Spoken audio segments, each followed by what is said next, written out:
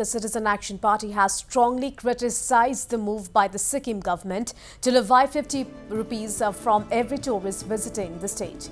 The Sikkim government has initiated a step ahead of the upcoming spring tourism season, and meanwhile the government has not defended a detailed reason for levying the entry fee, while CAP Sikkim have questioned why should Indian citizens visiting a part of their own country be charged fee for entering a state. Well, CAP spokesperson Mahesh Rai, speaking to the media, stated that the move will hamper the state's tourism industry. Moreover, there are already existing taxes on tourists. Rai added. Party believes that this is a very demotivating development which has happened in Sikkim because through these kind of legislations with these kind of rules we only discourage the tourists, because all the tourists who have been visiting Sikkim have been paying taxes and other levies in each and every way possible. Wherever the tourist visits, in such places also, the tourists are bound to pay parking fees and entry fees and each and every other fees that is applicable.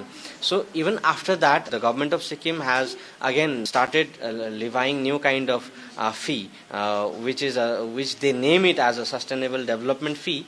But we have not seen any kind of sustainable developments in past also.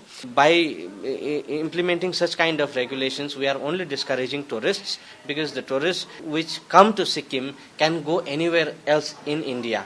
We find it very much demotivating, very much discouraging, and that is why we want the government to roll this back.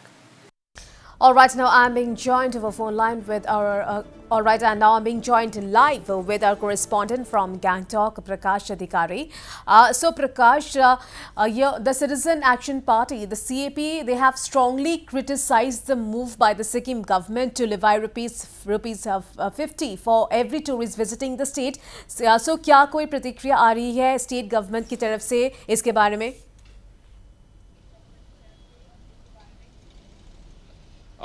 जी प्रिया, जो north east live ने ही पहला story किया था कि सिक्किम में sustainable tourism development fund के रूप में पर टूरिस्ट की ओर से गवर्नमेंट ने डिसीजन लिया है कि 50 रुपीज़ करके जो लेने का जब बात था, वो नॉर्थ ईस्ट लाइव में ही पहले हम लोगों ने ये स्टोरी किया था। और इसके बाद अभी सिक्किम में इसका एक कंट्रोवर्सी शुरू हो चुका है, क्योंकि कोविड-19 के जो पेंडेमिक के बाद सिक्किम में टूरिज्म का जितना फ्लो होना चाहिए था उतना फ्लो नहीं हो पा रहा है। लास्ट 5 ईयर्स में सिक्किम का टूरिज्म इंडस्ट्री बैडली अफेक्टेड हुआ है। और इसके बाद जो गवर्नमेंट ने 50 रुपीज़ करके जो लेने का जो डिसीजन लिया है, इसका अभी विरोध हो रहा है। और आज सिटीजन एक्शन पार्टी ने भी इसका विरोध करते हुए जो 50 रुपीज़ जो लेने का जो बात है टूरिस्ट से, उसको रोल बैक करने का लिए उन लोगों ने रिक्वेस्ट किया है गवर्नमेंट को, क्योंकि उन लोगों का कहना है कि जो टूरिस्ट को जो बेसिक फैसिलिटीज़ मिलना चाहिए, वेबसाइट इम्यूनिटीज जिस तरह से होना चाहिए, इस सभी फैसिलिटी अभी सिक्किम में नहीं होने के कारण, सस्टेनेबल टूरिज्म नहीं होने के कारण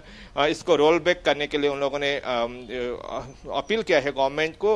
और सोशल मीडिया में भी इसको लेकर बहुत सारे ओपिनियन बन रहे हैं कि जो 50 रुपीज़ करके जो लेने का जो गवर्नमेंट का डिसीजन है उसको रोल बैक करना चाहिए बोल के, क्योंकि लास्ट 5 ईयर्स में सिक्किम का टूरिज्म इंडस्ट्री बैडली अफेक्टेड हुआ है।